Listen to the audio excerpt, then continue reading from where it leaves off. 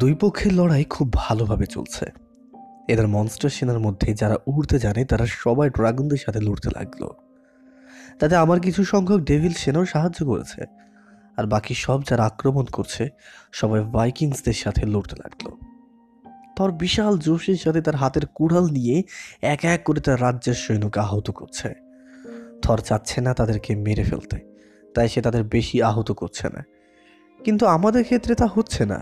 আমি এনাকে রক্ষা করতে এগিয়ে আসছিলাম, কিন্তু এনা যে পুরো হিংস্র পশুর মতো লড়বে সেটা আমি জানতাম না। কিছুদিন হলো এনা পুরো পাল্টে গেছে, সেটা কিভাবে আমি জানি না। কিন্তু ওর মাঝে আমি এখন নতুন কাউকে দেখতে পাচ্ছি। ওর হাতে একটা তলোয়ার। আমি এরকম তলোয়ার কোথাও দেখিনি। এনা তলোয়ারটা দিয়ে একের পর এক শত্রুকে মারতেই আছে, মারতেই আছে। আমি কখন এনাকে এমন ভাবে তো দেখতে চাইনি। মনে হচ্ছে নিজে একা 1000 শত্রুকে শেষ করতে পারবে। আর তাছাড়া যখন ও শত্রুদের হাত পা মাথা তাদের শরীর থেকে আলাদা করছে, কেমন জানি একটা অনুতৃপ্তির হাসি দেখতে পেলাম। জানি না জানি না হঠাৎ এনার কি হলো, কিন্তু ওর এই অবাক করা আচরণে আমি তো পুরো ভয় পেয়ে গেলাম। কোথায় ভেবেছিলাম আমি ওকে এখানে রক্ষা করে ওর কাছে হিরো হয়ে যাব, কিন্তু মনে হচ্ছে আমি এখন কোনো বিপদে পড়লেও নিজেই আমাকে সেই বিপদ থেকে মুক্ত করতে পারবে। ওর কিউট চেহারায় এখন ওর হত্যা করা শত্রুর রক্ত লেগে আছে, যেটা দেখতে মোটেও কিউট লাগছে না, বরং আমার আরও ওর কাছে যেতে ভয় করছে এখন। আমি এখন পর্যন্ত একটা শত্রুকে হত্যা কিংবা আহত করিনি। আমার আশেপাশে আমার 4 জেনারেল ছিল, তারা আমার কাছে একটা শত্রু আসতে দেয়নি। আমি প্রথম আমার 4 জেনারেলের আসল পাওয়ার দেখলাম। তারা এতটা শক্তিশালী হবে আমি সেটা কল্পনাও তো করিনি। তাদের এক একটা স্পেলের আঘাতে 50 জনের মতো সেনা আহত হয়ে যাচ্ছে। অন্যদিকে আমার নজর পড়ল ড্রাগনরাও তেমন সুবিধা করতে পারছে না। বেশ কিছু ড্রাগন এতক্ষণে মারা গিয়েছে। মনস্টার সেনাদের কেউই শত্রুকে দয়া দেখাচ্ছে না, বরং তারা পুরো হিংস্রতার সাথে লড়ে যাচ্ছে, যেমন টেনা করছে। এনার একের পর একজনকে মারতেই আছে, কিন্তু হাঁপাচ্ছে না। আমি বুঝতে পারছি না হঠাৎ এনার কি হলো, এত ক্ষমতা কোথা থেকে আসলো। যুদ্ধের পরিস্থিতি অনেকটা আমাদের দিকে চলে এসেছে। জয় নিশ্চিত ছিল একদমই, কারণ ড্রাগন সেনা পিছনে ফিরে গিয়েছিল, আর ভাইকিংসদের বেশিরভাগ আহত কিংবা নিহত হয়েছে। এই যুদ্ধে মৃতের সংখ্যা অনেক বেশি। আমি সবসময় শুনেছি একটা যুদ্ধে অনেকে মারা যায়, কিন্তু যুদ্ধে যারা থাকে তারা কেমন ফিল করে এটা কখনো ভাবিনি। আমাদের সেনার মৃতের সংখ্যা তেমন না, কিন্তু মনস্টার সেনার মধ্যে অনেকেই নিজেদের জীবন হারিয়েছে। কিন্তু যারা জীবিত আছে আমি তাদের মধ্যে কোনো রকম কষ্ট দেখতে পেলাম না, বরং তারা আরো খুশি আছে। আমি কিন্তু বুঝতে পারছি না আমার এত কষ্ট কেন হচ্ছে। আমি তো ডেভিল কিং, কারো জীবন মরণ নিয়ে আমার ভাবনার কিছু নেই। তারপরে এত লোকের লাশ দেখে আমার মন কাঁদছে। আমি বুঝতে পারলাম আমার এঞ্জেল সাইড ভিতরে ভিতরে হাহাকার করছে, কষ্ট হচ্ছে, তার ভেতর থেকে বের হয়ে যেতে চাচ্ছে। মাইকিং, লোকের বাকি সেনা পিছনে চলে যাচ্ছে। মনে হয় আমরা জিতে গেছি। এত সহজে না। হয়তো তোমরা খেয়াল করনি, আমাদের চারিদিক দিয়ে একটা বিশাল বড় ডার্ক ম্যাজিক ব্যবহার করা হয়েছে। Dark magic? হঠাৎ চারিদিকের কুয়াশার মতো হয়ে গেল, এবং আস্তে আস্তে লড়াইয়ে যত সেনা মরেছিল সকলেই নড়তে লাগলো। এটা একটা ডেভিল ম্যাজিক। এই ম্যাজিকটা ডেভিল কিং ছাড়া অন্য কারো জানা উচিত ছিল না, কিন্তু আমি বুঝতে পারছি না। আমি তো এই স্পেল ব্যবহার করিনি, কিন্তু কে করলো এটা? সবাই সাবধান, এটা একটা লেজেন্ডারি ডার্ক স্পেল। এটা খুবই মারাত্মক একটা স্পেল। এই স্পেলের মধ্যে কেউ পড়লেই কুয়াশার মধ্যে থেকে কেউ বের হতে পারবে। যতই বের হওয়ার চেষ্টা করো ঘুরে ফিরে আবার এই জায়গায় এসে পৌঁছাবে। আর শুধু তাই না, এটার সাথে আরেকটা লেজেন্ডারি স্পেল ব্যবহার করা হয়েছে। সেটার কাজ হলো সকল মৃত লাশকে জীবিত করা, কিন্তু সেই লাশগুলো নিজের কোনো জ্ঞান থাকবে না, বরং যে তাদের জীবিত করেছে তার আদেশই তারা শুনবে। বলতে গেলে সকল লাশগুলো জম্বি হয়ে গেছে। এটা লোকের আরেকটা চাল। না, এটা লক্ষ্মীর কোনো চাল হতে পারে না, কারণ এদের স্পেল শুধু ডেভিল কিং ছাড়া কেউই ব্যবহার করতে পারে না। যদিও একসময় ড্রাক এলফ ছাড়া এটা ব্যবহার করতো, কিন্তু এখন এইসব স্পেল স্যার তালফাইমে বাতিল করা হয়েছে। হ্যাঁ, থর ঠিকই বলেছেন। তারপরেও ধারণা করা যায় ডার্ক এলফস এটা ব্যবহার করেছে, কিন্তু তাদের কোনো অস্তিত্ব আমি দেখতে পাচ্ছি না। হঠাৎ আমাদের সামনে টেলিপোর্ট হয়ে আসলো আলিয়ান আলফাইম, সাথে তার অনেক সেনাও এসেছে। আমি নিজে এখানে আসতে চাইনি, কিন্তু পরিস্থিতি হাতের বাহিরে চলে গেছে আপনাদের, তাই আমাকে আসতে হলো। ম্যালেকিতের সেনাবাহিনী এখানে এসেছে। তাকে শায়ের ও তালফাইমে ম্যালেকিতের পরে শক্তিশালী ধারণা করা হয়, আর এই দুটো স্পেল সেই ব্যবহার করেছে। আমাদের ডেভিল কিং তো এই বিষয়ে কিছু করতে পারে, কিন্তু না, উনি ছোট বাচ্চার মতো দাঁড়িয়ে দাঁড়িয়ে সবার লড়াই দেখছেন প্রথম থেকেই। এনা রাগী চেহারা নিয়ে বলল, আপনি ডেভিল কিং, নিন এই স্পেলের কিছু একটা করুন। ডেভিল কিংয়ের এখনকার অবস্থা উনি কিছু বলতে পারবেন না। এই যুদ্ধটা ওনার জন্য খুব তাড়াতাড়ি হয়ে গিয়েছে। আমাদের পুরাতন ডেভিল কিংয়ের মেমোরিগুলো আস্তে আস্তে তার মধ্যে আসছে, তাই তার পুরো ক্ষমতা ব্যবহার করতে একটু সময় লাগবে। হ্যাঁ হ্যাঁ, আমরা জানি ডেভিল কিং ভিতরে ভিতরে বিশাল বড় একটা প্ল্যান করছে। যত হোক, সে একজন ডেভিল। মূলত আমার পরিস্থিতি অনেক খারাপের দিকে, আমি ভয় পাচ্ছি অনেক। যদিও আমি ডেভিল কিং, তারপরেও আমার পুরোটা সময় কেটেছে মানুষের পৃথিবীতে। এই সব কিছু আমার কাছে নতুন। এর আগেও আমি মারামারি দেখেছি, কিন্তু আমার সামনে এত লোক মারা গেল, এটা দেখে অনেক ভয় করছে। আর ভয় হলো ডেভিল কিংয়ের পাওয়ারের মূল উৎস। আশেপাশের লোকজন যত আমাকে দেখে ভয় পাবে, আমার ক্ষমতা আস্তে আস্তে তত বাড়তে থাকবে। আর যদি আমি নিজেই ভয় পাই, তাহলে তো নিজেই শক্ত হতে পারবো না। যাই হোক, এমনি আমি চাচ্ছি না আমার আর কোনো ডেভিল পাওয়ার ব্যবহার করতে। আমি সাধারণ ম্যাজিক ব্যবহার করতে পারি নিজের প্রতিরক্ষার জন্য। এতদিন আমার সাধারণ ম্যাজিকের উপরে নজর দেওয়া হয়নি। আমি প্রথমে দেখেছি আমি শুধু ফায়ার ম্যাজিক ব্যবহার করতে পারি, কিন্তু আসলে শুধু ফায়ার ম্যাজিক না, বরং আমি সব ধরনের অ্যাট্রিবিউটের ম্যাজিক ব্যবহার করতে পারি। এটা চেষ্টা করিনি, কিন্তু যেহেতু আমার মান সম্মান এখন পথে দাঁড়িয়েছে, তাই কিছু একটা করতেই হবে আমাকে। আর এমনিতেও আমার সামনে এখন জীবিত কেউ নেই, বরং আমার শত্রুগুলো এখন সব মৃত। মাইকিং, এখন আমরা কি করব? সকল ডার্ক এলফসরা এই কুয়াশার মধ্যে প্রবেশ করেছে। তাদেরকে লাইট এলফসরা দেখে নেবে। সকল ডেভিল সেনা শুধু লাইট এলফসদের সাহায্য করবে, এবং মনস্টার সেনা আমাকে এনার কোনো কথা বলতে দিল না। আদেশ করতে হবে না, আমি জানি আমাদের কি করতে হবে। সকল মনস্টার সেনা মৃত জম্বিদের দেখে নিবে। হ্যাঁ, আর হ্যাঁ, আমিও কিছুটা সাহায্য করবো তাতে। সবাই আদেশ মতো নিজেদের মতো ছড়িয়ে পড়ল। আলফাইমের এলফসরা ডার্ক এলফসদের খুঁজে খুঁজে হারাবে। ডেভিল সেনা তাদের সাহায্য করবে, আর আমি আর মনস্টার সেনারা মিলে মৃত জম্বিদের হারাবো। ডেভিল কিং হওয়ার পর আমি আজ প্রথম সাধারণ ম্যাজিক ব্যবহার করব। সাধারণ ম্যাজিকের জন্য ডেভিল কিং বা এঞ্জেল পাওয়ারের প্রয়োজন হয় না। এটা সেগুলো থেকে সম্পূর্ণ আলাদা। এনাও তলোয়ার দিয়ে ঝাঁপিয়ে পড়ল জম্বিদের দিকে। ও পরোয়া করছে না কিছুই, হিংস্র পশুর মতো একের পর এক মারতেই আছে। আমি একটা বিষয়ে অবাক হলাম, ও নিজে কোনো ম্যাজিক ব্যবহার করছে না, শুধু ওই তলোয়ারটা দিয়ে এই পর্যন্ত সবাইকে হত্যা করেছে। ও লড়াইয়ে দেখে আমার আর লড়তেই মন চাচ্ছে না। আমি আমার সাধারণ ম্যাজিক ব্যবহার করতে লাগলাম। ইগড্রাসিল এতক্ষণ আমার ছায়ার মধ্যে ছিল। ও এইসব লড়াইয়ের মধ্যে পড়তে চাইছে না, কারণ ওকে ফায়ার ড্রাগন কিংকে হারাতে হবে, তাতেই ওর প্রতিশোধ পূরণ হবে। তাই আমাকেই লড়তে হচ্ছে। আমার সাধারণ স্পেলগুলোও অনেক মারাত্মক। এগুলো সাধারণ মনস্টার কিংবা সেনার জন্য অনেক ক্ষতিকর, কিন্তু আমি কখনো কাউকে শক্তিশালী সাধারণ ম্যাজিক দিয়ে হারাতে পারবো না। আমি আমার হাত দিয়ে অসংখ্য আগুনের বল বানিয়ে সেগুলো জম্বিদের দিকে ছুঁড়ে মেরেছি। এক একটা আগুনের বল অনেকটা এলাকা জুড়ে ধ্বংস করে দিচ্ছে, আর সেটুকুর মধ্যে যত জম্বি আছে সেগুলো সব জ্বলে পুড়ে ছাই হয়ে যাচ্ছে। জম্বিগুলো লড়াইয়ের মধ্যে অনেক বাধা তৈরি করেছে, সেগুলোকে মেরে ফেললেও আবার জীবিত হচ্ছে। এমনিতেই ওইগুলো মৃত লাশ, যে আঘাতে ওদের করো না কেন সবই আবার ওরা উঠে দাঁড়াচ্ছে। পুড়িয়ে ফেললেও ছাই থেকে আবার শরীর ঠিক পেয়ে যাচ্ছে। এরা তো পাগলের মতো শুধু তলোয়ারটি দিয়ে এক এক করে কাটতেই আছে। এতক্ষণ ওর কোনো ম্যাজিক্যাল ক্ষমতাও ব্যবহার করেনি, কিন্তু যেহেতু জম্বিগুলো মরারই নাম নিচ্ছে না, তাই অনেকটা রেগে গেছে। ও রাগ মাখা মুখ দেখেই আমার ভয় করছে। বুঝতে পারছি না হঠাৎ ও এত বদলে গেল কিভাবে। এবার তলোয়ারটা দিয়ে কালো আগুন বের হতে লাগলো। আমি এরকম জিনিস কখনো দেখিনি। আমার মাথার জ্ঞানের মধ্যেও আমি এরকম আগুনের কোনো চিহ্ন খুঁজে পাচ্ছি না, তাই বলতে পারছি না এটা কীরকম ম্যাজিক। হয়তো তলোয়ারের ক্ষমতাই হবে এটা। এনে এবার তলোয়ার দিয়ে একটা কোপ দিল সামনের দিকে। কালো আগুনের সামনে অনেকটা জায়গা দিয়ে জ্বালিয়ে দিল। শুধু তাই না, মাটি প্রায় 60-70 মিটারেরও বেশি উধাও হয়ে গেছে। তলোয়ারের আঘাতে শুধুই কালো আগুনই বের হয় না, বরং একদম শক্তিশালী বায়ুর হাওয়াও বের হয়, যেটা সামনে যে কোনো জিনিস উধাও করে দিতে পারে। এরকম তলোয়ার মনস্টার দুনিয়ার মধ্যে আছে বলে তো আমার জানা নেই, কারণ আমার স্মৃতিতে এটা আসছে না, আর আমার জেনারেল চার্জনও এটা সম্পর্কে কিছু বলতে পারছে না। তলোয়ারটা থেকে আমি অনেক বিষাক্ত শক্তি অনুভব করতে পারছি। আমার ডেভিল সাইড থেকে অনেক অন্ধকার কালো কিছু আছে তলোয়ারে। তাই এনার লড়াই দেখে আমি অনেকটা অবাক। আমি কি করব সেটাই তো বুঝতে পারছিলাম না।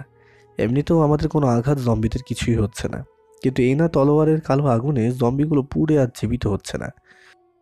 এনার মুখে একটা শয়তানি হাসি দেখতে পেলাম। ওকে দেখে মনে হচ্ছে এইভাবে একের পর এক হত্যা করে অনেক তৃপ্তি পাচ্ছে। ওর ভিতরটা অনেকটা ডার্ক হয়ে গেছে। হঠাৎ আকাশ থেকে আমাদের সবার উপরে সাদা তীর পড়তে লাগলো। শত্রুরা ম্যাজিক্যাল তীর মারছে আমাদের দিকে। এই তীরগুলো হাতে বানানো নয়, এটা ম্যাজিকের মাধ্যমে বানানো। এই তীর সাধারণ হাতে বানানো তীরের থেকেও 15 গুণ শক্তিশালী। তীরে দেখে আমি বুঝতে পেলাম এটা অ্যাঞ্জেলদের। এই তীরের রং একদম সাদা হয়, এটা দিয়ে সাদা উজ্জ্বল আলোও বের হয়। আর এটা শত্রুর শরীরে একটা লাগলে যতক্ষণ শরীরে থাকবে ততক্ষণ শরীর থেকে শত্রুর স্ট্যামিনা যে তীরটা ছুড়বে তার শরীরে চলে যাবে। এটা এঞ্জেলরা ছাড়া কেউই ব্যবহার করতে পারবে না। এঞ্জেলের জন্য যুদ্ধেই একটা সুবিধা থাকে। মূলত ডেভিলদের সাথে লড়তে এঞ্জেলরা স্পেল তৈরি করেছিল অনেক হাজার বছর পূর্বে। আমি চিন্তা করিনি এই স্পেলটা এইখানে দেখব। মূলত এঞ্জেলরা এখানে আসবে এটাই আমি কল্পনা করিনি। কিন্তু আকাশের দিকে তাকানোর পর আমি অবাক না হয়ে পারলাম না। প্রায় 1 লক্ষের বেশি এঞ্জেল ডানা ছড়িয়ে হাতে ম্যাজিক্যাল ধনুক নিয়ে উঠছে। আর তাদের সামনে একটা মেয়ে অ্যাঞ্জেল রয়েছে। দূর থেকে দেখতে অনেকটা আফরিয়েলের মতো দেখতে হলেও যখন আমি আমার চোখের ক্ষমতা বাড়িয়ে দেখলাম তখন বুঝতে পারলাম হয়তো আফরিয়েলের বড় 2 বোনের একজন হবে। একটা জিনিস ঠিকই বুঝতে পারছি না, অ্যাঞ্জেলরা এখানে আসবে কেন? তবে কি অ্যাঞ্জেলরা আমাদের সাহায্য করতে এসেছে? না না, সেটা তো কখনো হবে না। ওদের আক্রমণ দেখে বোঝাই যাচ্ছে ওরা জম্বিদের উপরে আক্রমণ করেনি, বরং আক্রমণটা আমাদের উপরে করেছিল। ঠিক সময় আমি একটা ঢাল বানিয়ে এনেছিলাম বরফ দিয়ে। আমার মধ্যে পানির অ্যাট্রিবিউট থাকা আমি বরফও বানাতে পারি।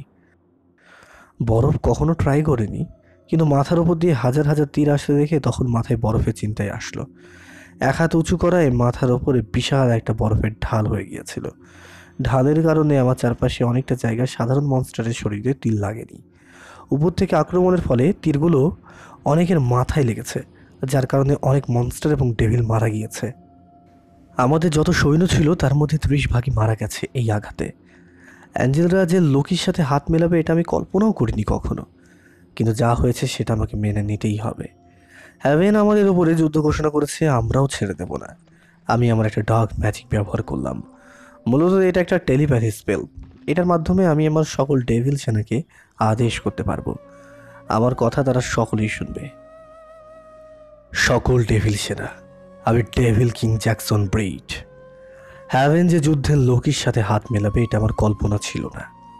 তাই আমি সবাইকে আদেশ করছি, একটা এঞ্জেলকে প্রথমে আহত করবে, তারপর তাদের ডানাগুলো টেনে ছিঁড়ে ফেলবে, তারপর তাদের শরীর তোমাদের অস্ত্র দিয়ে আস্তে আস্তে কাটবে। একটা অ্যাঞ্জেল কেউ মারবে না, বরং তাদেরকে মৃত্যুর জন্য আগ্রহী করবে। এত কষ্ট দেবে যাতে করে তারা মরতে চায়। 2 হাত 2 পা ভেঙে যুদ্ধের ময়দানে ফেলে দেবে। আমাদের সকল মৃত সেনাদের প্রতিশোধ নেবে। অ্যাঞ্জেলদের হঠাৎই আক্রমণে আমার মাথায় রাগ চলে আসলো। আর যেহেতু বেশি রেগে গেছি তাই আমার মনে শুধু ডেভিল চিন্তা আসছে এখন। কারণ নিজের সেনার এরকম অবস্থা দেখলে সে এমনিতেই তো রেগে যাবে। একটা সাধারণ মানুষ তো ঠিক থাকতে পারবে না। একটা ডেভিলের সাথে আমার কোনো সম্পর্ক নেই। 2 দিন আগে আমি তাদের চিন্তামিত না, কিন্তু এখন তাদের মৃত শরীর দেখে আমার রাগ হচ্ছে। প্রতিশোধ নিতে মন চাচ্ছে কিরকম। হয়তো রাজা হলে এরকমই হয় সবার, কিন্তু এরকম কেন আমি? ছোট থেকে সব কিছুতেই আমার মায়া বেশি। মানুষের দুনিয়ায় যতদিন থেকেছি প্রায় সবাই আমাকে ঘৃণা করেছে, ছোট চোখে দেখেছে, কিন্তু তারপরও তাদের জন্য সব সময় আমার মায়া হতো। আর এখনও যাদের আমি কখনো দেখিনি তাদের মৃত শরীর দেখে আমার মায়া হচ্ছে, রাগ হচ্ছে। আমি কিছু করতে যাব তার আগে এনা ওর ডানা দুটো বের করে উড়াল দিল। ওর ডানা একবার মনে হয় দেখেছিলাম। ভ্যাম্পায়ারদের ডানা সাধারণ হলেও ওর ডানা অন্যরকম। অন্য ভ্যাম্পায়ারদের মতো দেখতে হলেও ডানা দিয়ে কালো ধোঁয়া বের হচ্ছে। মনে হচ্ছে কালো আগুন ধরে আছে ওর ডানায়। ও চোখ দুটো রাগের কারণে লাল হয়ে গেছে, আর চুলগুলো উড়ছে আকাশে। এই রূপ যে দেখবে সে ভয়ে এমনিতেই মারা যাবে হয়তো। 1 সেকেন্ডের মধ্যে উড়াল দিয়ে ও এঞ্জেলদের সেনার সামনে একদম চলে গেল। পুরো 1 লক্ষের বেশি সেনা আর ও দাঁড়িয়ে আছে একা। আমি প্রথমে ভাবলাম হয়তো পাগল হয়ে গেছো, নিচেও ডানা বের করলাম ওর কাছে যাওয়ার জন্য, কিন্তু ওর আক্রমণ দেখে আমি নিজেই অবাক হয়ে গেলাম। ওর ডান হাত দিয়ে তলোয়ারটা উঁচু করলো, তলোয়ারের ওপরে বিশাল একটা কালো বল তৈরি হয়ে গেল। বলটা এত বিশাল যেটা দেখতে 10 তলা বিল্ডিংয়ের মতো। হ্যাভেনের এঞ্জেলরা তীর ছুটতে লাগলো, সবগুলো তীর আস্তে আস্তে বলটার মধ্যে যেতে লাগলো, আর বলটা আরও বড় হচ্ছে। দেখতে দেখতে বলটা আরও বিশাল হয়ে যাচ্ছে। এটা যদি এনা এঞ্জেলদের ওপরে ছড়ে তাহলে শুধু 1 লক্ষ এঞ্জেল নয়, বরং এখানে আমাদের সকল সেনা নিজের জীবন হারাবে। এনার কাছে এত শক্তিশালী স্পেল আসলো কিভাবে আমি তো বুঝতে পারলাম না। সকল দুনিয়ার মধ্যে মানুষের দুনিয়ার পৃথিবী সব থেকে ছোট। পৃথিবীতে এই স্পেলটা যদি পুরো ক্ষমতা ব্যবহার করে ছোড়া যায় তাহলে পৃথিবীর 5 ভাগের 1 ভাগ হয়তো ধ্বংস হয়ে যাবে। এমন কোনো স্পেলই 11 দুনিয়ার মধ্যে কোথাও নেই। এনা কিভাবে জানলো এটা, সেটা আমি বুঝতে পারছি না। আমি স্পেলটার পাওয়ার লেভেল দেখেই বুঝতে পারলাম কতটা ক্ষতিকর এটা। আর এনা এটা প্রথমবার ব্যবহার করছে, তাই তেমন শক্তিশালী হচ্ছে না। কিন্তু তারপরেও এই যুদ্ধের ময়দানে সবাইকে মেরে ফেলতে পারবে যদি এই বিশাল বলটা এনে এখানে ছড়ে। এনার সাথে আমি ম্যাজিকের মাধ্যমে কথা বলতে চাইলাম, কিন্তু কোনো লাভ হলো না। এনা কোনো কথাই বলছে না, মনে হচ্ছে রাগের ফলে ও ভুলেই গেছে যে ও কী করতে চাচ্ছে। পরিস্থিতি ভালো মনে হচ্ছে না। সকল এঞ্জেল পরিস্থিতি খারাপ দেখে টেলিপোর্ট হয়ে চলে যেতে লাগলো, আর আমি সাথে সাথে আল্ট্রা স্পিডে এনার কাছে চলে গেলাম। এনে ওর বিশাল বলটা মারতেই যাবে সামনের দিকে, আর আমি তার আগে ওর কাছে গিয়ে ওর বানানো বলটার মধ্যে হাত দিয়ে সেটাকে টেলিপোর্ট করে পাঠিয়ে দিলাম লিম্বো ডাইমেনশনে। লিম্বো ডাইমেনশন এমন একটা জায়গা যার মধ্যে সময়ের কোনো মূল্য নেই।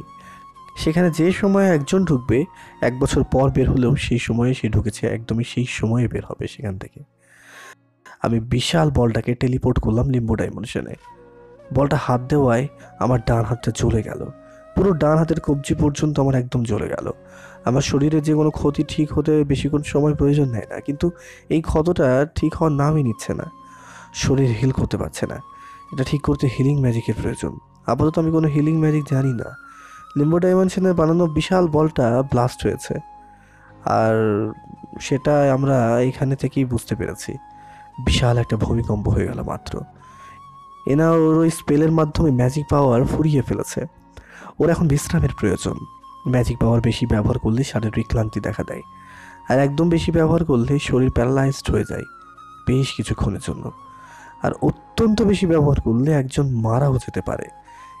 এনা ওর এই স্পেলে একদম বেশি ম্যাজিক পাওয়ার ব্যবহার করেছে, যার ফলে ওর পুরো শরীর ক্লান্ত হয়ে প্যারালাইসিস হয়ে গেছে। আমার শরীরের ওপর ওর শরীরটা পড়ে গেল, ওর হাতে থাকা তলোয়ারটা উধাও হয়ে গেল। আমি তাকিয়ে রইলাম আকাশের দিকে। সমস্ত এঞ্জেলরা ভয়ে হেভেনে টেলিপোর্ট হয়ে চলে গেছে। হয়তো লোকি সেনারও আপাতত চলে গেছে। আমি এনাকে নিয়ে আস্তে আস্তে নামতে লাগলাম, কিন্তু পিছন থেকে কে যেন তলোয়ার নিয়ে আমার পিঠে আঘাত করলো। তলোয়ারের আঘাতটা আমার জন্য এত গুরুতর না হলেও আমার বাম হাত দিয়ে আমার বুকে এনাকে জড়িয়ে রেখেছিলাম, আর তলোয়ারটা আমার পিঠ বরাবর ঢুকে পেট দিয়ে বের হয়ে এনার বুকের মধ্য দিয়ে ঢুকে গেছে। পিছনে ফিরে দেখতেই পেলাম লোকি একটা শয়তানি একটা হাসি দিচ্ছে। লোকির শয়তানি হাসিতে শরীরটা শিরশির করে উঠল। আমি আমার নিজে চিন্তা করছি না, আমার বুকের উপরে এনা ছিল, ওর চিন্তা হচ্ছে। এমনিতেও একটু আগের বিশাল স্পেল ব্যবহার করার ফলে ওর ম্যাজিক পাওয়ার প্রায় শেষ হয়ে গেছে। ওর শরীর একদম প্যারালাইজড হয়ে গিয়েছে, আর এই অবস্থায় ওর বুকে তলোয়ারের আঘাত লেগেছে। তার উপর লোকির হাতের তলোয়ার তো সাধারণ তলোয়ার না, লোকির হাতে রয়েছে ড্রাগনিয়া রাজ্যের ফায়ার সোর্ড, অর্থাৎ আগুনের তলোয়ার। এই তলোয়ার দিয়ে এত শক্তিশালী আগুন বের হয় যেটা যে কোনো জিনিসই পুড়িয়ে ফেলতে পারবে। লোকি তলোয়ারটা আমার নাভি বরাবর জায়গায় ঢুকিয়ে দিয়েছে, আর এবারও তলোয়ারটা আস্তে আস্তে ডান দিকে টানতে লাগলো। আস্তে আস্তে আমার আর এনা দুজনের পেট কাটতে লাগলো। তলোয়ারটার ব্লেডে এত উত্তাপ যে সেটা আমার পেট পুড়িয়ে দিতে চাচ্ছে। এভাবে চললে আমাদের দুজনের কেউই বাঁচবো না। এদিকে ইগড্রাসেলকে আমি ডাকতে চাইলাম, কিন্তু সে ড্রাগনের সাথে লড়তে ব্যস্ত। ড্রাগনরা আবার আক্রমণ করেছে, আর ভীরু তাদের বিরুদ্ধে লড়ছে। যুদ্ধ পুরো উল্টে গেছে একদমই। নিচে তাকিয়ে দেখতে পেলাম এঞ্জেলরা আবার ফেরত এসেছে, আর তারা এক এক করে আমাদের সেনাদের মারতে শুরু করেছে। আলফাইমের সকল সেনারা পরিস্থিতি খারাপ দেখে টেলিপোর্ট হয়ে চলে গেছে। বুঝতে পারলাম যুদ্ধ কখনো বেশি সংখ্যক সৈন্য থাকলেই যুদ্ধে জয় সম্ভব নয়। যুদ্ধ জয় করতে চাইলে বুদ্ধিও দরকার। থর এবং আমার 4 জেনারেলকে ডার্ক এলভসের বিশাল একটা সৈন্য ঘিরে ধরেছে। আমার 4 সেনাপতি সেখান থেকে আসতে পারছে না, কারণ সেখানে ম্যালেকিটের প্রধান সেনাপতি আছে। সব মিলিয়ে শত্রুরা আমাদের চারিদিক দিয়ে ঘিরে ধরেছে, আর আমি আর এনা দুজনের মৃত্যুর পথে। আমি এখানে কিছু করলে আমি বেঁচে যেতে পারবো, কিন্তু এনার কি হবে আমি সেটা নিয়ে ভাবতে পারছি না। সব মিলিয়ে আমার মাথা পুরো অন্ধকার হয়ে আসলো। আমি এনার হাতটা ধরে সোজা ওকে টেলিপোর্ট করে আন্ডারওয়ার্ল্ডে পাঠিয়ে দিলাম। এটা একটা স্পেল, এটার নাম আইটেম টেলিপোর্টেশন। এই স্পেলের মাধ্যমে আমি যে কোনো জিনিস বা যে কাউকে আমি যেখানে একবার গিয়েছে বা সেখানে টেলিপোর্ট করে ঠিকই পাঠিয়ে দিতে পারবো। আমি ম্যাজিকের মাধ্যমে জেসিকে এনার চিকিৎসা করার কথা বলে দিলাম। যতই চেষ্টা করো মেয়েটা বাঁচবে না। আমার ফায়ার ব্লেডের আঘাতে যার লাগবে তার সহজে বাঁচার কথা নয়। আর মেয়েটার ম্যাজিক পাওয়ার এমনিতেই অনেক কমে গেছে, বেশিক্ষণ হয়তো বাঁচবে না আর। লোকির কথা শুনে আমার মাথা পুরো ভারী হয়ে গেল। আমি নড়তে পারছি না। এমনিতেই আমার পেটের ভিতরে লোকির তলোয়ারটা রয়েছে। জ্বলতে লাগলো পেটটা। কি করব কিছুই বুঝতে পারছি না। চোখ দিয়ে এমনিতেই পানি পড়ছে আমার। হঠাৎ আমার চোখ অন্ধকার হয়ে গেল। আমার চারিদিক দিয়ে কালো ধোঁয়া বের হতে লাগলো। আমার পিঠের সাদা 6টা ডানাও আস্তে আস্তে কালো হতে লাগলো। আমার শরীরের আকারও প্রায় 10 মিটার বেড়ে গেল। আমার শরীরের সবগুলো অস্থিও ফুলে গেল। দেখে মনে হবে বডি বিল্ডার হয়ে গেছি। আমার আকার বৃদ্ধি পাওয়া যে কেউই দেখে ভয় পাবে। এক কথায় বলতে গেলে আমার শরীর পুরো ডেভিল কিং হয়ে গেছে। আমি আমার শরীরকে নিয়ন্ত্রণ করতে পারছি না। দু চোখ দিয়ে শুধু দেখতেই পাচ্ছি, হাত পা নাড়তে পারছি না। এমনিতে রাগে আমার মাথা অনেক গরম হয়ে আছে। কি করব সেটা ভেবে পাচ্ছি না। যেহেতু আমি ভেবে পাচ্ছিলাম না কি করব, সেই সুযোগে আমার ডেভিল সাইড আমার পুরো শরীরকে টেক ওভার করে নিয়েছে। যেহেতু আমার রাগ বেশি ছিল, তাই আমার এঞ্জেল সাইড ডেভিল সাইডের সাথে লড়তে পারেনি। আর এখন আমার পুরো শরীরের নিয়ন্ত্রণ আমার শরীর আমার ডেভিল সত্তার কাছে। আমি আমার সত্তাগুলোর কাজ এখন বুঝতে পেরেছি। আমার 4 সত্তার মধ্যে যদি একজন আমার শরীর নিজের করে দেয়, তাহলে আমার আগের সব স্মৃতি চলে যাবে। আর 4 জনের মধ্যে যে সত্তা আমার শরীর পাবে, তার চরিত্র হিসেবে আমার ব্যবহার থাকবে। এখন ডেভিল সত্তা যদি আমার শরীর নিয়ে যায়, তাহলে আমি আমার সকল মেমোরি হারিয়ে ফেলবো এবং আমি আগের ডেভিল কিংদের মতো হয়ে যাব। আপাতত এতদিন আমার মধ্যে এঞ্জেল সত্তাই প্রধান ছিল, যার জন্য আমার মনে সবসময় সবার জন্য মায়া থাকতো। সে যাই হোক, আমি নিজেই কিচ্ছু করতে পারছি না নিজের ইচ্ছাতে। আমার শরীর একা একাই চলছে এখন। আমি লোকির গলাটা পিছনে হাত দিয়ে ধরলাম। যেহেতু আমার আকার অনেক বড় হয়েছে, তাই ধরতে সমস্যা হলো না। ওর গলাটা ধরে আমি সামনে নিয়ে আসলাম। সামনে আনার পর বাম হাত দিল পিঠে ঠেকানো তলোয়ারটা বের করলাম এবং সেটা হাতে ধরার পর নিচে ফেলে দিলাম। আমার বাকি দিকে কোনো নজর নেই। আমার নিজের শরীরের প্রতি নিয়ন্ত্রণ নেই। আমার আর আমার ডান হাতের ক্ষতটা এখনো ঠিক নেই। লোকির গলা ধরায় অনেক ব্যথা করছে। পেটের সাথে সাথে হিল হয়ে যাচ্ছে পেটের ক্ষতটা। লোকে আমার দিকে চেয়ে হাসছে। ওর গলা এত শক্ত করে ধরেছি, তারপরও হাসতে লাগলো। এমন সময় ব্যথায় কান্না করবে, কিন্তু তা না করে ও হাসতে লাগলো কেন? আমি যা চাইছিলাম সেটাই হয়ে গেছে। ডেভিল কিং যদি ডেভিল কিং এর মতো ভয়ানক না হয়, মায়াবতী হয়, সেটা মানায় না। তোমার আম্মা যে ভবিষ্যৎ পাল্টে দিয়েছিল, সেটা আজকে আমি পাল্টে দিলাম। কিছুক্ষণের মধ্যেই তোমার ডেভিল সত্তা তোমার শরীরের বাকি সত্তাগুলোকে মেরে নিজের শরীরে মালিক হয়ে যাবে। আর তারপর একদম সত্য ডেভিল কিং হয়ে যাবে তুমি। আমি লোকিকে কিছু বলতে পারছি না, কিছু বলারও নেই। এমনিতেই রাগে আমার মাথা গরম হয়ে গেছে। আর আমার শরীর আমার নিয়ন্ত্রণে নেই এখন আর। আমি ভেবেই পাচ্ছিলাম না কী করব। কিন্তু লোকের কথা শুনে বুঝতে পারলাম এই যুদ্ধ শুধু নামের ছিল। লোকের আসল কাজ ছিল আমার ডেভিল সত্তাকে আমার শরীর দিয়ে দেওয়া। ছোট থেকে আমার শরীর এঞ্জেল সত্তার নিয়ন্ত্রণে ছিল। একদম ছোটবেলায় আমার দাদা ভাই আমার ডেভিল সত্তা সহ আমার ডিমেন সত্তাকে ম্যাজিক দিয়ে তালাবদ্ধ করে রেখেছিল। তারপরে এনার ব্লাড খাবার পরে আমার মধ্যে ভ্যাম্পায়ার সত্তা জন্ম হয়ে যায়। কিন্তু ডিম্যান আর ভ্যাম্পায়ার সত্তা আমার শরীরের লড়াইয়ের মধ্যে আসতে চায় না। সেটা আমি সেদিনের স্বপ্নে দেখেছি। মূলত অ্যাঞ্জেল আর ডেভিল সত্তার মধ্যে লড়াই চলে। আমি আরও রেগে গেলাম লোকির কথায়। আমার হাত এবার জোরে ধরে লোকির গলা চেপে ধরলো। এক মুহূর্তের মধ্যেই লোকির গলা পিষে গেল আমার হাতের মধ্যে। লোকির মাথা শরীর থেকে আলাদা হয়ে গেল, শরীর নিচে পড়তে লাগলো, আর মাথা আমার ডান হাতের মধ্যেই রইল।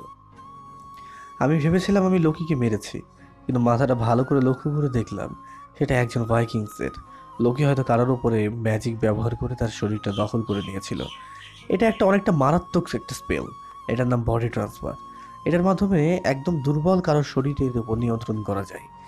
এটা যার উপরে ব্যবহার করা হবে সে দেখতে একদম আমার মতোই হবে, এবং আমি ওকে যা করতে বলবো সেটাই করবে সে, এবং দূর থেকে আমি যা বলবো সেটাও বলবে। আবার যার উপরে স্পেলটা ব্যবহার করব সে যা দেখবে আমিও দূর থেকে তাই দেখব। লোকি হয়তো দূরে কোথাও বসে এই ভাইকিংসটাকে নিয়ন্ত্রণ করেছে। লোকির এই কার্যে আমার মাথা আরও বেশি গরম হয়ে গেল। এমনিতেই আমার শরীর আমি নিয়ন্ত্রণ করতে পারছি না, আর যত রাগ হচ্ছে ততই আমার নিয়ন্ত্রণ হারাচ্ছি। আমি নিচে দেখতে পেলাম অ্যাঞ্জেল আর ড্রাগ এলসটা মিলে মনস্টার এবং ডেভিডের যুদ্ধে হারিয়ে ফেলেছে। আমাদের অনেক সংখ্যক সেনা মারা গিয়েছে ইতিমধ্যেই, আর আমার 4 জেনারেলদের অবস্থাও মোটে সুবিধার না। এমনিতে ডেভিল কিংয়ের পাওয়ার হিসেবে তাদের সেনাদের পাওয়ার হয়। আমার বুদ্ধি ছিল না যুদ্ধের প্রতি এত জঘন্য, তাদের চারিদিক দিয়ে শক্তিশালী শত্রু ঘিরে ধরেছে এখন। থরের অবস্থাও সুবিধার না, হাতে সাধারণ কুড়ালটাও ভেঙে গেছে। সাধারণ কোনো অস্ত্র দিয়ে কি ম্যাজিকের বিরুদ্ধে লড়াই করা যায়? আর তারপরেও ওনার থান্ডার ম্যাজিকের মাধ্যমে অনেক সেনাদের হারিয়েছেন, কিন্তু মিওনির ছাড়া থর কোনো যুদ্ধই এখন জিততে পারবে না। যুদ্ধের অবস্থা অনেক করুণ। ইগড্রাসিল একাই পুরো হাজার হাজার ড্রাগন সেনার বিরুদ্ধে লড়ছে। নিচের করুণ দৃশ্য দেখে আর আমার সহ্য হলো না। আমি আমার সকল সেনাদের সাথে সাথে টেলিপোর্ট করে দিলাম। একসাথে আমার সকল সেনা আন্ডারওয়ার্ল্ডে চলে গেছে। আমি কোনো কথা বলতে পারছি না, শুধু হাত পায়ের নড়াচড়া দেখেই বুঝতে পেরেছি সামনে কি হবে। এবার আমার হাতের উপর একটা ছোট্ট কালো বল চলে আসলো। বলটা একদম এনার কালো বলের মতো দেখতে হলেও পার্থক্য হলো সাইজে। এনারটা আকার ছিল অনেক বিশাল, আর আমার হাতে যেটা হয়েছে সেটা একটা গোল ফুটবলের মতো। এটার এনারটার থেকেও অনেক ছোট হলেও এটা পাওয়ার এনারটার থেকে অর্ধেক। আমার মাথায় এবার আমার ডেভিল সাইডের সমস্ত ক্ষমতার নাম ধারণা চলে আসলো। এনার শেষ ব্যবহার করা স্পেলটা চেয়ে কিছুটা শক্তিশালী স্পেল আছে আমার কাছে, কিন্তু এনার ব্যবহার করা স্পেল আমি কখনো দেখিনি। এনার স্পেল এখনও ভালো করে শেখেনি, প্রথমবার ব্যবহার করেছে বলে এতটা শক্তিশালী হয়নি। আমি শুধু ভাবছি আমার ফুটবলের মতো ডার্ক বল স্পেলটা যদি ওর স্পেলের চেয়ে অর্ধেক ধ্বংসাত্মক হয়, তাহলে ওর ওই বিশাল বড় গোল বলটা যদি আমি কোনো প্ল্যানেটে ফেলি তাহলে সেটার তো কোনো নামই থাকবে না। আমার স্পেল ব্যবহার করার ভাবসাব নিচের সবাই বুঝে গেছে। যেহেতু আমি আমার ডেভিল কিং রূপে ট্রান্সফার হয়ে গেছি, তাই সবার নজরে তো এখন আমি পড়বই। আমার সাদা 6টা ডানা কালো হয়ে যাওয়ায় আমার এখন 12টা ডানায় কালো হয়ে গেছে। ডানাগুলো আরো বড় এবং নরম পাখির পালকের মতো হয়ে গেছে, আর ডানাগুলো দিয়ে কালো ধোঁয়া বের হচ্ছে। সেই ধোঁয়াগুলো থেকেই মূলত আমার হাতের ফুটবলটা হয়েছে।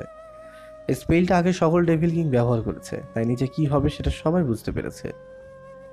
সকল ডেভিলকে আমি আন্ডারওয়ার্ল্ডে টেলিপোর্ট করে দিয়েছি, আর এখন মনস্টারও নিজেদের হার নিশ্চিত জেনে পিছনে ফিরেছে। আর তার উপর আমার এই স্পেল দেখে যে কেউ ভয় পেয়ে যাবে। মনস্টাররা যারা আহত হয়েছে, সুস্থ লোকেরা তাদের নিয়ে উড়ে চলে যাচ্ছে। এখন শুধু থর এবং ইগড্রাসিলি ছিল যারা লড়ছিল, কিন্তু বেশিক্ষণ পারবে না মনে হয়। আমি দূর থেকে থরের জন্য আন্ডারওয়ার্ল্ডের দরজা খুলে দিলাম। থর উপায় না দেখে সেখানে চলে গেল। আমি আসলে নিয়ন্ত্রণ না করতে পারলেও বুঝতে পারছি আমি যা করবো সেটার সামনে ভয়ানকই হবে। এখন আমার এঞ্জেল সত্তা পুরোপুরো আমার শরীর হারিয়ে ফেলেনি। মূলত তারা সম্পূর্ণ হারিয়ে যাবেন আমার শরীর থেকে। আমি তাদের সম্পর্কে সবকিছু ভুলে যাব, কিন্তু তারা আমার শরীরে ঠিক এক করে কোথাও লুকিয়ে থাকবে। যাই হোক, আমি আমার হাতের বলটা নিচে নিক্ষেপ করলাম। বলটা অনেক স্পিডে নিচে যেতে লাগলো। যারা খুব শীঘ্রই টেলিপোর্ট হতে পেরেছে শুধু তারাই বেঁচে গেছে, আর বেশিরভাগ এঞ্জেল, ভাইকিংস এবং ডার্ক এলভসদের কাহিনী মনে হয় শেষ হয়ে গিয়েছে। তাদের লাশটাও দেখা যাবে না, কারণ সিলভার লোটাস রাজ্য যতটা জায়গা জুড়ে রয়েছে ঠিক ততটা জায়গা শেষ হয়ে গেছে। গাছপালা যা ছিল সবকিছু নাই এখন, শুধু দেখা যাচ্ছে বিশাল একটা গর্ত। ঠিক গর্তের মাঝ বরাবর উপরে আমি উঠছিলাম। শুধু এটা করেই আমার শরীর থামছে না, বরং আমার শরীরের 12টা ডানা থেকে এরকম আরও 12টা ফুটবল তৈরি হতে লাগলো। একটাতে যে অবস্থা করে দিল, আরও 12টা কী করবে সেটা নিয়ে আমি ভাবছি এখন। কিন্তু কোনো শত্রুই তো দেখতে পাচ্ছি না এখানে, তাহলে কাকে মারবো আমি এগুলো? আমার শরীর পুরো পাগল হয়ে গেছে, নিজে থেকে আলাদা একটা মোড়ে চলে গেছে। এমনিতেই সব শেষ করে দিল এখানে, এখন মনে হচ্ছে এখান দিয়ে আরও কিছু জায়গা ধ্বংস করবে। আমি এই প্রথম বার্সার্কার মোড দেখলাম। এটি এমন একটা অবস্থা যেখানে একজন পুরোপুরি নিজের শরীরে নিয়ন্ত্রণ হারিয়ে হিংস্র পশুর মতো আচরণ শুরু করে। আমিও বর্তমানে একজন হিংস্র পশুর মতোই হয়ে গেছি। নিজের শরীরের উপরে আমার কোনো নিয়ন্ত্রণ নেই, আর এদিকে আমি আমার অতীতও আস্তে আস্তে ভুলতে শুরু করেছি। অনেক কিছু এখন আমার মনে পড়ছে না। আমার পালিত বাবা মার কথা মনে পড়লেও তাদের চেহারা আমি কল্পনা করতে পারছি না। সাথে সাথে আরও অনেক কিছু ভুলতে শুরু করেছি। আমার মনে হচ্ছে এমন হলে আমি সম্পূর্ণ অন্য একজন হয়ে যাব। তখন মিথ্যা একটা পরিচয় নিয়ে আমাকে বেঁচে থাকতে হবে। এখন করারও কিছু নেই, যা হওয়ার সেটা হবে। আমি যতই আমার শরীরে নিয়ন্ত্রণ নিতে যাচ্ছি ততই ব্যথা অনুভব করছি। শরীরে নিয়ন্ত্রণ হারালেও সমস্ত ব্যথা আমারই লাগছে। কেন জানি মনে হচ্ছে আমার শরীরকে কেউ একজন চেইন দিয়ে বেঁধে রেখেছে। আমার বল 12টা রেডি হয়ে গেছে। আমি প্রথমে বুঝেছিলাম সেগুলো আমার শরীরের বাকি 5 রাজ্যের দিকে হয়তো ফেলবে, কিন্তু সেটা না করে আমার শরীরের ওপর একটা নির্দিষ্ট জায়গায় একসাথে 12টা বল ছুঁড়ে মারলো। প্রথমে আমি দেখতে পাইনি, কিছু একটা অদৃশ্য ছিল এখানে। আমার 12টা বল রাখাতে হয়তো অদৃশ্য হওয়ার স্পেলটা ভেঙে যায়, আর আমার সামনে জেসিকে দেখতে পেলাম। জেসিকে দেখে আমি অনেক অবাক হলাম, আর আমার শরীর কেন জেসিকে আক্রমণ করলো সেটা আমি বুঝতে পারছি না। কিন্তু একটা জিনিস ঠিকই বুঝতে পারছি, জেসির শরীর থেকে কালো শক্তি অনুভূত করছি আমি। জেসির কাছে মূলত ডিমনিক আর এঞ্জেল পাওয়ার আছে, আর ওর একটা স্পেশাল পাওয়ার হলো ও সময়কে আটকিয়ে রাখতে পারে। ওর ক্ষমতার অনেকটা লিম্বো ডাইমেনশনের মধ্যে, কিন্তু আজ প্রথম আমি ওর কাছে কালো ক্ষমতা অনুভব করেছি। একদম আমার ডেভিল পাওয়ার থেকেও অনেক শক্তিশালী এইটা। আমি জানি না জেসি কীভাবে এইসব ক্ষমতা পেল, কোথায় পেল। যাই হোক, পরবর্তী অবস্থা আমার ভালো লাগছে না। আমি আমার নিজের শরীরকে আটকাতে পারছি না। জেসির মধ্যে যেরকম ক্ষমতায় থাকুক না কেন, আমার ছোট বোন, আমি চাই না ওর কোনো ক্ষতি হোক। আর এখন তো আমি ওকে আক্রমণ করেছি। যতই হোক, আমি আমার শরীরকে আঘাতে পারছি না ওকে সাহায্য করার জন্য। কিন্তু আমি দেখে অবাক হলাম, আমার শক্তিশালী 12টা বল জেসির কিছুই করতে পারলো না, এবং এক হাতের আঙুল দিয়ে ও সেগুলোকে অ্যাবজর্ব করে নিল। আমার ছোড়া সমস্ত ডেভিল এনার্জি জেসি 1 সেকেন্ডে ওর মধ্যে নিয়ে নিল। ভাইয়া, নিজের ছোট বোনকে কি কেউ এভাবে আক্রমণ করে? আর আক্রমণ করলেও এরকম করে কেউ আক্রমণ করে নাকি? আমি যে এত দুর্বল ডেভিল কিং এর যমজ বোন, এটা ভাবতেই আমার খারাপ লাগছে। জেসি কি বলছিস সেগুলো? আর তুই এখানে কেন? তোর তো এনার কাছে থাকার দরকার। এনা খুব ভালোই আছে, আর এখন অন্য চিন্তা করে কোনো লাভ নাই, কারণ একটু সময় পর সবাই তোর হাতে মারা যাবে। কি? লকের আসল চিন্তা ছিল তোকে রাগিয়ে দেওয়া, রাগিয়ে এরকম একটা অংশে এনে দেওয়া যাতে তুই সমস্ত কিছু ধ্বংস করে দিস। অবশ্য লোকে জানতো না বিষয়টা শুধু সে একা চায়নি, বরং সেটা আমিও চেয়েছিলাম। কি বলছিস? কিছুই বুঝতে পারছি না আমি। মৃত্যুর আগে সবকিছু জেনে রাখাই ভালো। অবশ্য নিজের বোনকে তাতে বেশি কিছু বলতে পারবি না। কিছুই বুঝতে পারছি না তোর কথা আমি। আর কিছু একটা কর, আমি আমার শরীরকে নিয়ন্ত্রণ করতে পারছি না। আমার উপরে ঘুমের একটা স্পেল ব্যবহার কর। আমার ডেভিল কিং ভাই, মনে হয় আমার কথা ক্লিয়ার ভাবে বুঝতে পারো নাই তুমি, তাই আমি সব ক্লিয়ার করে বলতেছি। আমি তোমাকে দিয়ে এইসব দুনিয়ার রিয়েলিটি চেঞ্জ করাবো। রিয়েলিটিতে এটা কিভাবে সম্ভব? সবই সম্ভব। যে দুনিয়ায় ম্যাজিক রয়েছে সেখানে সবকিছুই সম্ভব। কিন্তু আমি যে রিয়েলিটি স্পেল জানি সেটা একটা সীমিত সময়ের জন্য। হ্যাঁ, সেটাও জানি। ছোট থেকে আমি পুরাতন ম্যাজিক সম্পর্কে অনেক আগ্রহী ছিলাম। আর আমি যখন দাদার আদেশে পৃথিবীর প্রথমবার প্রবেশ করি, তখন সাথে করে দাদার বেশ কিছু গোপন বইও নিয়ে নেই। আমি শুনেছি বইগুলো কেউ পড়তে পারেনি, কিন্তু আমি একমাত্র একজন ছিলাম যে কিনা সেই বইগুলো পড়তে পেরেছিলাম। বইগুলোতে সৃষ্টির সমস্ত রহস্য ছিল, কিভাবে আমাদের সমস্ত দুনিয়া একে অপরের থেকে আলাদা, আর আমাদের সৃষ্টির সকল রহস্য ছিল বইটাতে। অবশ্য সেগুলো তোর সাথে আলোচনা করার মতো সময় আমার নেই, কারণ আমাকে আমার কাজ করতে হবে এখন। জেসি ওর ডান হাতে এগিয়ে দিল। ওর হাত থেকে মোটা মোটা 5টা চেইন বের হয়ে আসলো। এগুলো আমি আগে কখনো দেখিনি, আমার জ্ঞানের বাইরে এই চেইনগুলো। এই চেইনগুলো দিয়ে এই পুরো দুনিয়াকে বেঁধে রাখা হয়েছে, যাতে মহাবিশ্বের ভেতরে সবকিছুর ভারসম্য বজায় থাকে। আজ এই সময়ে সবগুলো দুনিয়াতেই শুধু মারামারি, রক্তারক্তি। আমাদের এই দুনিয়া সৃষ্টির পর থেকেই এরকম। প্রথম থেকেই হয়তো 11 দুনিয়া একে অপরের সাথে লড়েছে, না হয় নিজেদের মধ্যে নিজেরাই লড়েছে। বেশ অবাক করার বিষয় হলো, আমরা ভাবছি একজন মারা গেলেই সব শেষ, কিন্তু সেটা সম্পূর্ণ ভুল। সকল জীবিত ব্যক্তি মারা যাবার পর সে যে রূপে মারা গেছে সেটা বাদে অন্য যে কোনো একটা ফর্মে আবার জীবিত হয়, ছোট থেকে আবার বড় হয়। শুধু পূর্বের জীবনের কথা সে পুরো ফুরে যায়। উদাহরণস্বরূপ, আমি এখন মনস্টার, যদি মারা যায় তাহলে মনস্টার বাদে আমি যে কোনো ব্যক্তিতে আমি জীবিত হব। হতে পারে সেটা মানুষ, হতে পারে সেটা অ্যাঞ্জেল, আবার ডাক অ্যালফসফও হতে পারে। এভাবেই আমাদের এই 11 দুনিয়া চলে আসছে। অবশ্য সৃষ্টিকর্তা আমাদের কি পরিস্থিতি হবে সেটা আগেই জেনে রেখেছিলেন। তার সৃষ্টির মধ্যে আমারও 11 দুনিয়ার মতো আরো অনেক সৃষ্টি আছে, সবগুলোই এরকম 11 দুনিয়া ভিত্তিক। তার যে সৃষ্টির মধ্যে থেকে আগ্রহ উঠে যায় তাদেরকে তাদের মতোই রেখে দেন। আজ থেকে প্রায় কয়েক কোটি বছর আগে সৃষ্টিকর্তা আমাদেরকে আমাদের মতো রেখে দিয়েছিলেন, কারণ আমাদের একে অপরের সাথে লড়াইয়ের জন্য।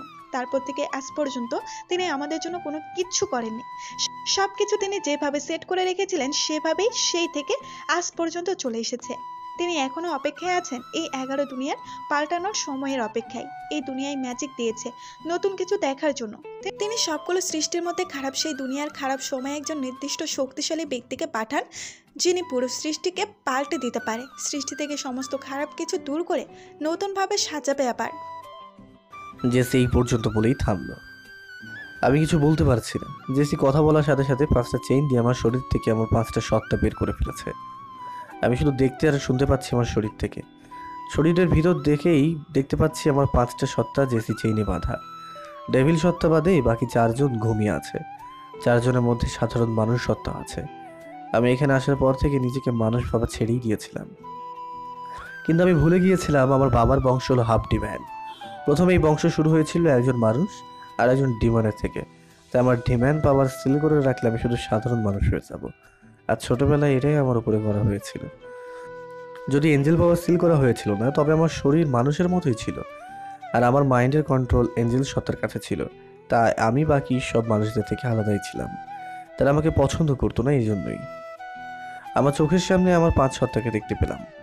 এই 5টার মধ্যে একটা আমার শরীরে না থাকলে আমি কোমায় চলে যাব। এমনকি তখন আমার শরীরে অন্য কেউ প্রবেশ করতে পারবে।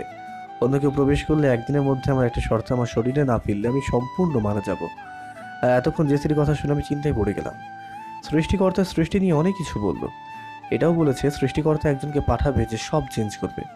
জেসির কথা যতদূর বুঝলাম তাতে মনে হচ্ছে সৃষ্টিকর্তা ওকেই পাঠিয়েছে সমস্ত কিছু পাল্টানোর জন্য, এবং ও কেন হঠাৎ এত শক্তিশালী হলো সেটাও বুঝতে পারলাম। কিন্তু বুঝতে পারছি না জেসি কেন এটা করছে।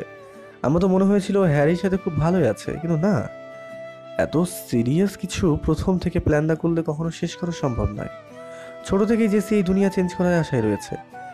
আমি এই দুনিয়ার নিয়মকানুন কোনো কিছুই ভালো লাগে না। এখানে আমাদের জন্য 11 দুনিয়া বানিয়ে দেওয়া হয়েছে। সেখানে বিভিন্ন ধরনের জীবিত বস্তু থাকে। একটা দুনিয়া থেকে অন্যটা পুরো আলাদা। ছোট থেকে বাবা আম্মার কোনো বিষয় আমাকে ভাবায়নি যতটা ভাবিয়েছে এই সকল দুনিয়া নিয়ে। মানুষেরা আমাদের মতো মনস্টার সম্পর্কে কিছুই জানে না এখন, কিন্তু অতীতে একটা সময় ছিল যখন সমস্ত মানুষ মনস্টার একসাথেই থেকেছে। আমি সেটা আবার করতে চাই, শুধু মানুষ আর মনস্টার নয়, বরং পুরো 11 দুনিয়া এক করতে চাই। সমস্ত 11 দুনিয়ার লোকেরা একসাথে একটা দুনিয়ায় থাকবে। জানি এটা সাধারণ কোনো দিক দিয়ে সম্ভব নয়। একটা রাস্তা হলো সমস্ত দুনিয়ার জনসংখ্যায় 90% করে কমিয়ে দেওয়া, কিন্তু সেটা আমার পক্ষে সম্ভব নয়। আর আমি জানি সেটা কেউ এখন করতে পারবে না। আর কাজটা অনেক সময়ের, কিন্তু সবচেয়ে সহজ উপায় হলো যদি কাজটা সৃষ্টিকর্তা নিজেই করে দেন। যেহেতু সৃষ্টিকর্তা আমাদের সৃষ্টির উপর মোটেও সুখী নয়, তাই তিনি নিজে থেকে কিছু করবেন না। তবে তিনি একটা পদ্ধতি ঠিক আমাদের মাঝে রেখে গেছেন, যেটা সমস্ত 11 দুনিয়ার মধ্যে থেকে একজনই ব্যবহার করতে পারে। আমি সেই বইগুলো যখন পড়েছিলাম তখন ভেবেছিলাম হয়তো সেটা আমিই হব, কিন্তু না, সেই পদ্ধতি আমি না, বরং এমন একজন মনস্টার হবে যার মধ্যে 4-এর অধিক সত্তা থাকবে। আমি অনেক খুঁজেছি কিন্তু তেমন কাউকেই পাইনি। কিন্তু যখন আমি তোর 2 রকমের ডানা দেখলাম, তার সাথে অ্যানার রক্ত খাওয়ার পর তোর ভ্যাম্পার হয়ে যাওয়া দেখলাম, তখনই বুঝতে পারলাম আমি যাকে খুঁজছি সে আমার যমজ ভাই। এখন তোকে যদি আমি সরাসরি বলি এই দুনিয়ার সমস্ত লোককে মেরে ফেলতে, তাতে কখনো তুই রাজি হবি না। আমি জানি আমার ভবিষ্যৎবাণী হিসাবে তুই বাকি ডেভিল কিংদের থেকে উল্টা হবি, একদম দয়ালু একজন ডেভিল কিং হবি। কারণ আম্মা তোর ভবিষ্যৎ চেঞ্জ করেছে। আমার মধ্যে ভবিষ্যৎ দেখার ক্ষমতা থাকলেও সময়ের ক্ষমতা আমার মধ্যে আছে। সময়কে আমি নিজের ইচ্ছা মতো ব্যবহার করতে পারি, তাই পাল্টানো ভবিষ্যৎকে আবার আগের মতো কেড়ে দেওয়া কোনো ব্যাপারই না। জেসি কিছুক্ষণ থামলো, তারপর আবার বলতে শুরু করলো। আমি জানি তুই রাজি হবি না যেটা আমি তোকে বলতে যাচ্ছি, তাই কাজটা আমাকেই করতে হবে। কাজটা বেশি কষ্টের না, কিছুক্ষণের মধ্যে তুই কোমায় চলে যাবি, আর আমি তোর শরীরের মধ্যে প্রবেশ করে আলট্রা রিয়েলিটি স্পেল ব্যবহার করব। এতে করে শুধু তুই 11 দুনিয়ার সমস্ত সৃষ্টি ধ্বংস হয়ে যাবে, নতুন করে শুধু একটা বিশাল দুনিয়া তৈরি হবে, আর সেখানে আস্তে করে সমস্ত দুনিয়ার লোক একত্রে বসবাস করবে। আমার চোখ দুটো বন্ধ হয়ে আসছিল, আমি আর শুনতে পারছিলাম না কিছু।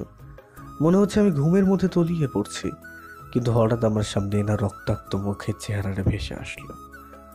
যখন লক্ষ্মী আমাকে সহেনাকে একসাথে তলোয়ার দিয়ে আঘাত করেছিল, তখন আমার রক্তে ভরা হাত দিয়ে আমি এনার মুখের ওপরে থাকা চুল সরিয়ে দিয়েছিলাম। তখন ওর সেই মুখটা আমার সামনে ভেসে উঠল। বুঝলাম না কিছুই, কিন্তু আমার মানুষ সত্তা জেসি চেইন ছিঁড়ে আবার আমার শরীরে চলে আসলো। আমি এতক্ষণ হাওয়ায় ভাসছিলাম, জেসি আশেপাশের সময় আটকে দিয়েছিল, তাই আমি নিচে পড়ছিলাম না। আমার পাশে জেসির একটা চেইন ছিল, সেটা ধরে আমি টান দিয়ে জেসিকে আমার কাছে টান দিলাম।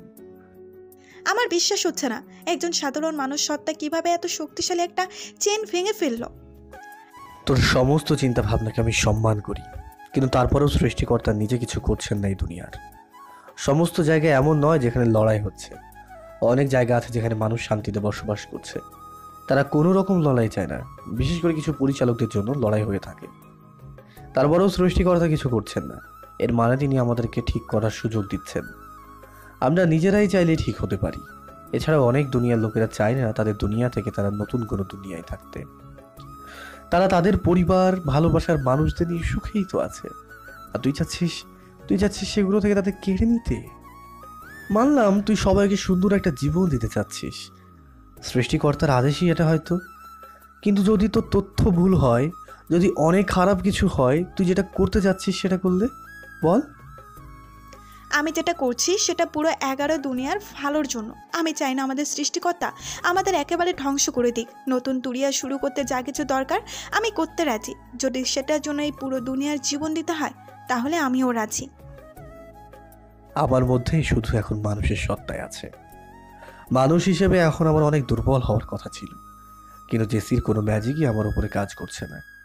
হয়তো মানুষ সত্তার স্পেশাল পাওয়ার এটা। অনেক মানুষ আছে যারা স্পেশাল ক্ষমতা বহন করে থাকে, কিন্তু সেটার সঠিক কাজ সম্পর্কে তাদের ধারণা না থাকায় তারা সেটা ব্যবহার করতে পারে না। আমি জেসিকে এখন পুরো 11 দুনিয়ার জন্য ক্ষতিকর দেখছি। আমার ডেভিল পাওয়ার না থাকায় আমি আমার ডেভিল সেনাদের এখানে ডাকতে পারবো না। আর আমার ডেভিল সত্ত্বেও আমার শরীরে নেওয়া যাবে না, কারণ সেটা আমার নিজের শরীরে আসলে আমি আমার নিজের শরীরটা নিয়ন্ত্রণ করতে পারবো না। এখন একটাই রাস্তা, আমাকে যেভাবেই হোক জেসিকে অজ্ঞান করতে হবে, পরে ওর মাথা থেকে এইসব পাগলামি দূর করতে হবে। এত ভয়ঙ্কর মজা কেউ করে? কিছুটা শান্ত হলাম, কারণ ও মজা করেছে এতক্ষণ সেটা ভেবে। তারপরেও আমার মোটেও বিশ্বাস হচ্ছে না জেসি এতক্ষণ আমার সাথে মজা করছিল। ও এত সিরিয়াস ছিল যে সেটা মজা এটা মানতে পারছি না। হঠাৎ কোথা থেকে যে এনা চলে আসলো আমি বুঝলামই না। এনা, তুমি এখানে? জ্যাক, চলো দুজনে মিলে নতুন দুনিয়া বানাই আমরা, যেখানে আমাদের মাঝে রাজা রানীর কোনো বাধাই আসবে না। এমন একটা দুনিয়া যেখানে সবাই একসাথে থাকতে পারবো। এনা এই বলে আমাকে জড়িয়ে ধরলো। শুধু জড়িয়েই না, আমাকে জড়িয়ে ধরে কিসও করতে লাগলো। আর এই মুহূর্তে জেসির শিকলটা আবার আমার শরীরে এসে লাগলো, আর সেটা আবার আমার মানুষ সত্তাকে আটকিয়ে রাখলো। আমি ভাবতেও পারিনি এনাও এই কাজে জেসির সাহায্য করবে। ও হয়তো জেসির মতো ভাবছে, আর আমি নিশ্চিত জেসির কাছে যে ক্ষমতা আছে সেটা এনার কাছেও আছে। তাই তো এরকম লড়াইতে আমি একদম অন্যরকম এনাকে দেখছি। আগের সেই দয়ালু মায়াবী এনা হয়তো শুধু নাটকই ছিল। আমি জানি না কি হবে এরপরে। কিন্তু জেসি আমার শরীরের মধ্যে ঢুকে গেল। এরপর শুধু চারিদিকে আমি সাদার সাদাই দেখতে পাচ্ছি। চারপাশে কি হচ্ছে সেটা আমার ধারণা নেই। আর আমার চোখ খুলল, আমি ময়লা আবর্জনার উপরে পড়ে আছি। জায়গাটা ময়লা ফেলার জন্য একটা নির্দিষ্ট জায়গা, আর এখানে আমি শুয়েছিলাম এতক্ষণ ধরে। জানি না কি হয়েছে আমার সাথে, কিছুই মনে করতে পারছি না। অনেক কিছু স্বপ্নের মতো লাগছে। উঠে পড়লাম, নিজের ছোট ছোট হাত দিয়ে আমি মুছতে লাগলাম আমার গায়ের সকল আবর্জনা। জানি এইভাবে ময়লা যাবে না, একটু গোসল করতে হবে। আপাতত আমি কোথায় আছি সেটা আমি জানি না, কিন্তু এত ছোট ব্রেইনে এত কিছু ঢুকবে না সেটা আমি বুঝতে পারলাম। হ্যাঁ, আমার বয়স অনেকটা 5 বছরের মতো। ছোট্ট একটা বাচ্চা আমি। আমার আগের কোনো মেমোরি আমি মনে করতে পারছি না। হয়তো খাবারের ক্ষুধায় এই অবস্থা হয়েছে আমার। কিছু খাবার খেলে আমি কি সেটা মনে পড়ে যাবে।